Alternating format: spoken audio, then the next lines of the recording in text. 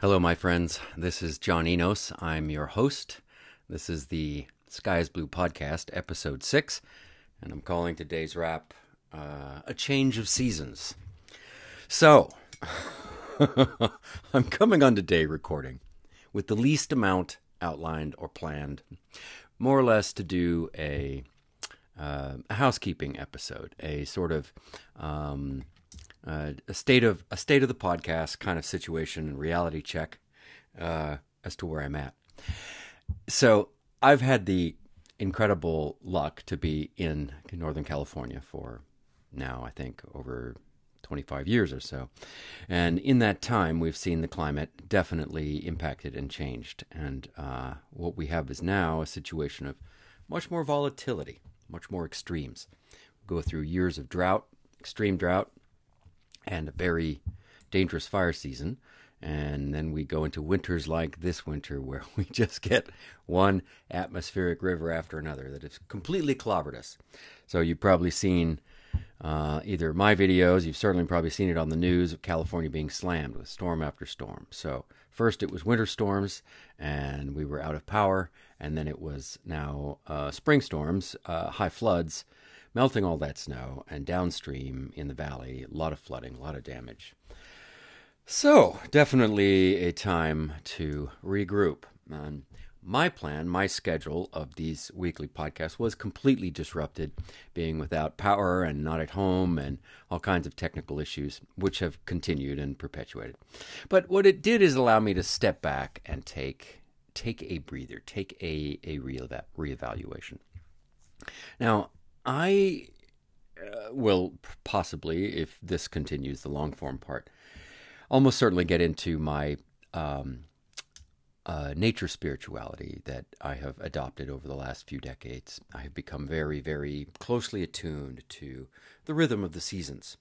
We've just passed the spring equinox in the north, the beginning of spring in the north and fall in the south, but that moment, that pivot point when light and dark are the same length, and the days are even with the night. I'm highly attuned to these seasons, as I say, and I take the opportunity pretty much at every moon cycle and every major seasonal cycle, 4 to 8 times a year, to really take a big in-breath and sort of ritually and symbolically accept and prepare the new season. And in the last several years, of course, this concept of simultaneous beginnings and endings, this threshold experience at the change of seasons, has seemed pretty profound, right? We've gone through some major earth changes, which haven't just impacted our individual lives, but have impacted the collective quite profoundly. Now, all of these cycles, these revolutions, whether we use the cycle of the sun, the cycle of the earth around the sun, the cycle of the moon around the earth, or any other position relative to movement, to come up with a symbol or a calendar or a cycle or a season. Anytime we do that, we're acknowledging something that's actually real in the natural world. We do move through space, and we take different alignments with different objects at different times. And this has an impact on our planet, on our tides, on our bodies, on our minds. And I really believe that. And so to me, it's no small thing when we change not just seasons, but major cycles as well. And I follow astrology, which shows some of these big, massive planetary cycles. And it's the science of seeing if there's a correlation between the symbols of large-scale physical movements and the archetypes of happenings or events here on Earth. And it's pretty amazing how they do seem to correlate. I don't know why.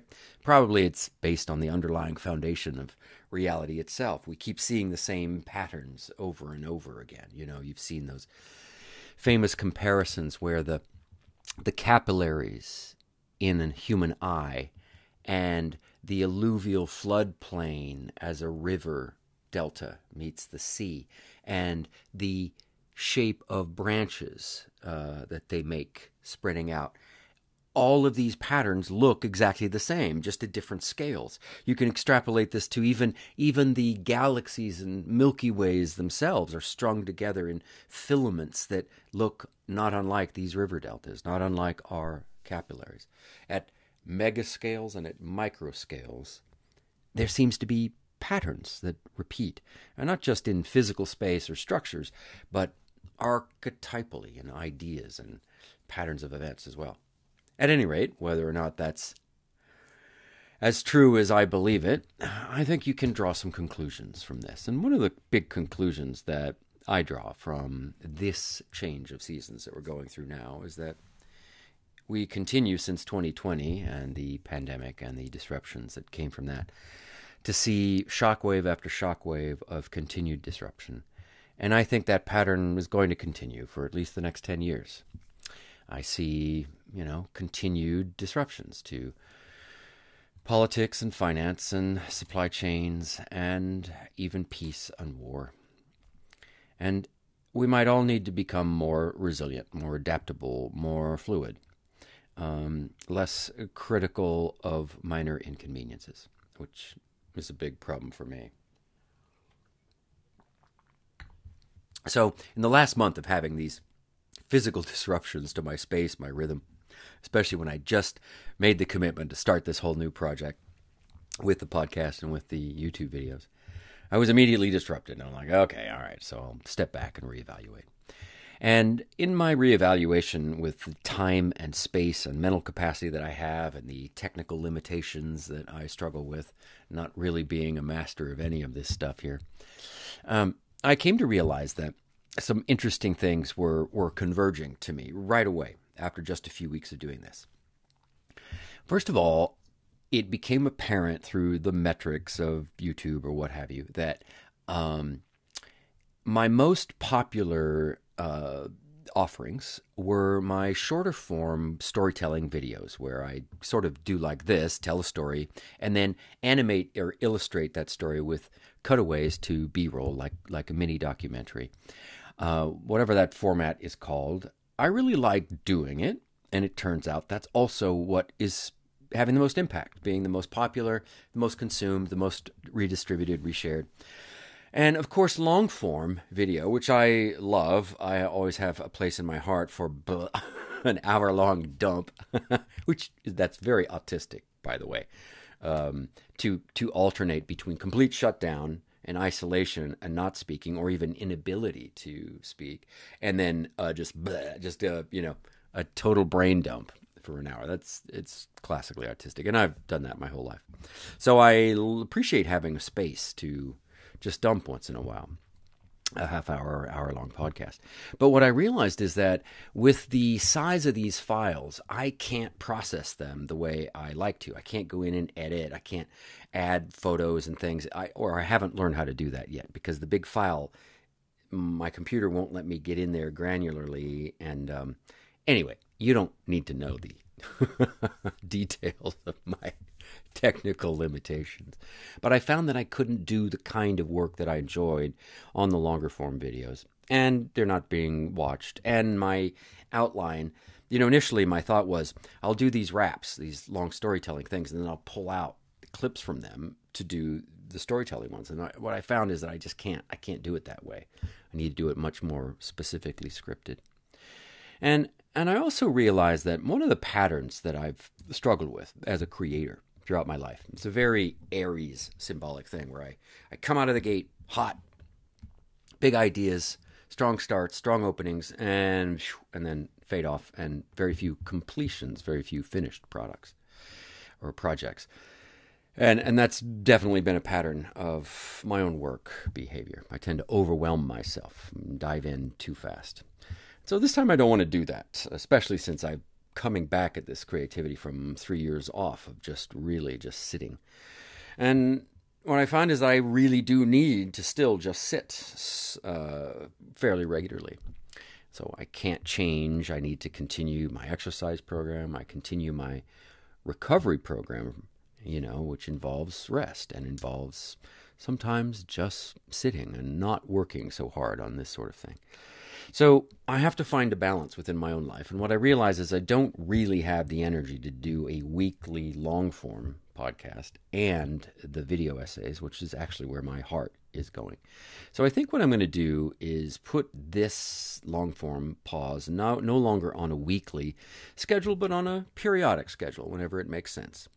My initial thought was that the podcast would have seasons, and there would be maybe a 12-episode sort of introductory, me rapping and giving some context, and then go into a second season of interview shows. I'm actually really excited about the interview shows. I have approached a number of people who have said yes, and I'm very excited to present to you some of these amazing individuals, including my siblings, who are pretty incredible people. Of course, I'm biased, but I think they're all amazing and have so many things to say about topics that are very important to me and sort of the meta themes that I envisioned for The Sky is Blue, including mental health and overcoming neurodivergence and thriving in a world that challenges different ability types, and comeback stories, recovery and getting your mojo back, that kind of theme for The Sky is Blue as far as an umbrella. But I'm also interested in other topics that didn't fit terribly well into this sky blue umbrella. I'm interested in all kinds of esoteric things. And so I will probably, what I'll do is just simply have different themed shows, sort of like columns in a magazine that appear periodically as time allows. All right. Now, back to this change of season thing. I mentioned the symbolism of astrology and how my ascendant sign is Aries. Well, my sun sign is Scorpio. What that means is I was born in November. Now, everyone born between like late October and early November is Scorpio. Anyone born in that month is Scorpio. But every 2.5 hours, the ascendant, that is, whatever is rising above the horizon at the moment of your birth, that changes. So your ascendant is actually much more specific to you, your personality, than your much more generalized archetypal sun sign. So I had always identified very deeply with my sun sign symbology, the dark, the brooding, the moody, the goth, autumn-loving, scarf-loving, gray wool layers and wraps, yellow-orange leaves, cold air. I mean, I adore the autumn archetype. Just love it. Love it. I feel like the mood of the season wraps me in a warm coat, and it's this cozy, protective, I don't know, self-indulgent, wallowy kind of Jupiter and Taurus second house thing that I have. I just love that season of fall. But years ago, I began to work much more closely with plants, with herbalism. And that got me to flower essences, which I've worked with for 14 years now. So Flower Essence Services, the company I work for, my day job that provides the resources for all of this, and provides a place of solace and stability where I have been able to put down some roots and practice a right livelihood that I know helps the world and that I can feel good about, even though, we ship all over the world, so we burn fossil fuels, we do, we contribute to the problem as well as the solutions. We all do that. I want to be realistic about that, but it's been a compromise that I felt really good about.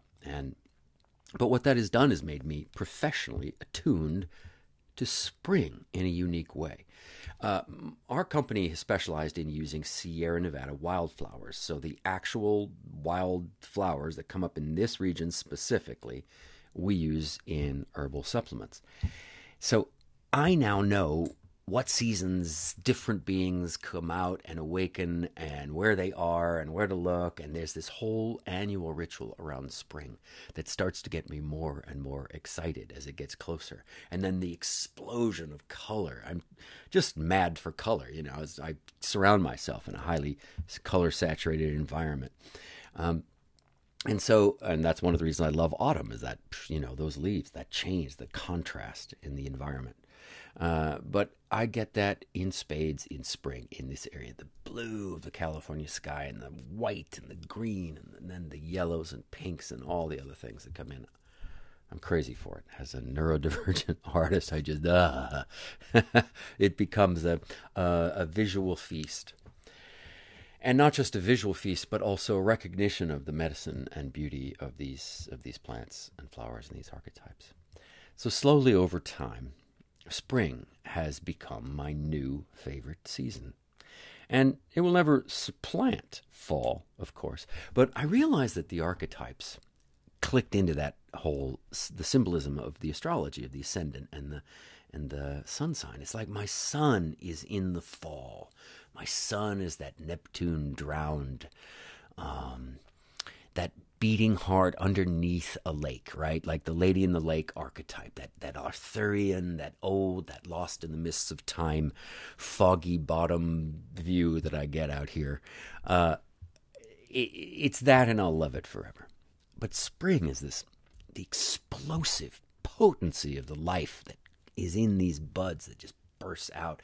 I feel it. I feel it in the changing pitch of the tune of the robins, the crazy behavior suddenly of the squirrels, the geese going at each other, and then within a few weeks we'll start seeing the babies appear. Right, this time, the fecund energy of this time, I really, really am attuned to it, and my own senses awaken to it. So tonight I'm going to have a ceremony. I'm going to have a fire ceremony. I'm going to go out to my little fire pit. I'm going to burn all the winter detritus and fallen leaves and leave a fresh, clean slate for spring. I'm going to shave this winter's Gandalf, Santa Claus beard, at least trim it, but maybe shave it the old way as part of that celebration, and enter a new season of spring with new vigor. And for those of you who have been interested, and the few of you who have followed the Sky is Blue podcast, I just want to say it's been such an honor to meet you and to begin having discussions with some of you. And I will continue to do these episodes after I regroup and figure out more cleanly and precisely what I want to do. But I'm going to now, in this next season, focus on getting better at doing these storytelling documentary video styles. And then in the background, seeing if I can pull together these interview shows, figure out how to edit back and forth and present to you some of these amazing beings, hopefully starting with some of my siblings who are amazing people. So I did want to just leave this quick, I hate to leave people hanging, especially, I know when I start to follow a show and it changes its pattern, I go, what's going on? So I like to know. So I'm giving you the courtesy of letting you know there will be a pause and a regrouping of the Sky is Blue podcast specifically, but my YouTube channel will continue, and I'll continue to do these narrative videos and then explore the larger process. Because I have some long-term projects that I put on hold 3 years ago, a novel and then a large screenplay, which has become now being thought of more as a streaming limited series, 8-hour thing versus a 2-hour thing. But I put those projects on hold when my mental health, more or less, I just needed to grieve and process the losses of that we had all just gone through as a family. And now I'm seeing that the longer form stuff is also calling to me, which involves a great deal of time commitment in the background. So I don't want to over schedule my slate like I always do and say 10,000 things and then accomplish none of them. I'd rather do one or two few things than and do them well and do them in a way I like them than to do 10,000 hours in a way that I'm not entirely satisfied with, in a way that's rough around the edges. I like a certain roughness around the edges, obviously, but I also have a certain detail, a perfectionism, that I indulge with myself. All right, so it's going to be a short one today, but I always want to end this program in particular with what I call a prayer of hope, just The acknowledgement, as I said before, that many people's lives have been quite disrupted in the last 3 years, and I suspect that pattern will continue. And so I want to develop a habit, or I have wanted to develop for myself, and then to share with you out there, a gratitude practice and a prayer of hope. You know, I used to be a very cynical person, overweight, inflamed body, inflamed nervous system. All my neurodivergence was really acting up, and I was constantly cycling through shutdown and collapse and anger, and just in a very unhealthy place for a long time. And during that time, I was quite cynical, and things like people saying "I love you" to strangers, I just would get angry. I go, "You don't even know them. How could you love them?" You know, things like that. You know, or someone doing something like I'm about to do, prayer of hope. I would be like, "Yeah, I'm just sending prayers, hopes and prayers. That doesn't do anything." Right? Really, you know, violently angry towards anything that triggered me, I guess, and that was positive. I just couldn't stand for a long time. What a sad state to be in. That has changed, thank goodness, and I now feel really authentically called to say optimistic words from time to time as a practice. This prayer of hope thing, this daily gratitude practice, which, you know, at first the teachers and the counselors, they say you should do this, a good idea. And again, cynical. But when you get desperate enough to say, well, this isn't working, so let me try something else, even something I've rejected already, let me try that, and you find it works, it's like, oh, okay. So for me, meditation, gratitude, and frequently saying words and expressing a prayer of hope and optimism into the world really does have a material impact on my mood and just the vibe around. So I recommend it. But to get down into the weeds of the emotions involved in depression and hope, it's tough because sometimes it's not straightforward. For example, I recently saw someone post a video where they described that they were feeling really depressed, and they had, you know, and they were venting one evening to their partner about how they felt their life had no purpose and their job had no purpose, and, you know, and this person was in tears and was emotional, and their partner was a little bit hostile, you know, and was kind of like, well, first world problems, and, you know, started pointing out, maybe a little aggressively, but pointing out, listen, you're in the first world, you're employed, you're well fed, you have a partner who loves you, you're in a comfortable apartment, you're, you know, etc. Started going through the list, which of course is true. And then, you know, initially she described that she got angry, but then she processed it and went, but yeah, but all those things are true. But then she processed it further and she said, but, you know, some of the things I was saying are also true. And it really caught my attention because it was a wise observation. It's true. We have first world problems, like if you do have a home and you're not homeless, and you do have gainful employment and you are provided for and you do have a partner and family, like what is there to complain about? Except that we also, so many of us in that situation in the first world, do feel like our lives are pointless, do feel like something is wrong, right? Both of those things exist. You can be both materially secure in the first world and feel at an emotional loss for what life is about. You can also, the opposite can be true. You can be materially not provided for and at risk and be happy and joyful, or any combination thereof, and that can vary from day to day, right? So I want to acknowledge that even though we can say, yeah, I'm good, I've got all my things, you can still be in a place that's not fully well, you know? I acknowledge that and say, yeah, it's normal to feel that, right? These things, this paradox, I think it describes reality. We're constantly feeling things that are at odds with each other. And maybe the change of seasons, these pivot points when it is both still kind of wintry and yet the warmth of summer is peeking through. Here at this pivot, it's both things. And both and, not either or, right? And we see that. And I think that's symbolically true in our emotional lives as well.